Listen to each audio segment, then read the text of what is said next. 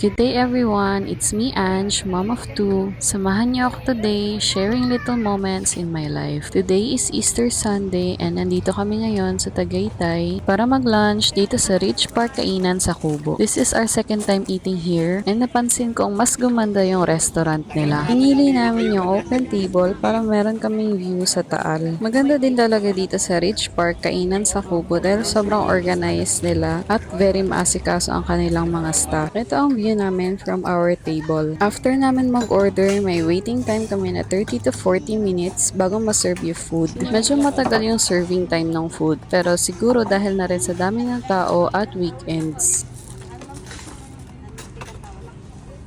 After a long time of waiting, ayan, na-serve na rin yung food namin. Nag-order lang kami ng pork sinigang, chicken wings, tofu spinach, chop suey, and crispy pork binagoongan. So far, ganun pa rin. Masarap pa rin yung food nila. Katulad nung unang punta namin dito. And worth it naman sa price yung food nila. Sa dessert, nag-order din pala kami ng 2 leche flan. Masarap yung leche flan, creamy siya, and hindi sobrang tamis. After ko kumain, pinakain ko naman si Via ng rice and sinigang. So far, ayan, nagustuhan din niya at hindi naman super asin. After kumain, pahinga muna and tinake out namin yung mga natirang food. After magpahinga, naglakad-lakad kami and ang lawak pala ng Ridge Park na to. Pumunta kami dito sa spot nila kung saan may nakalagay na I Love Ridge Park, Tagaytay. Tapos habang naglalakad, meron kami nakitang bunga ng kamyas and dalandan. Ayan yung asawa ko. Pagkapitas niya, kinain niya agad yung kamyas. Nakapag-uwi pa kami ng ilang piraso ng kamyas.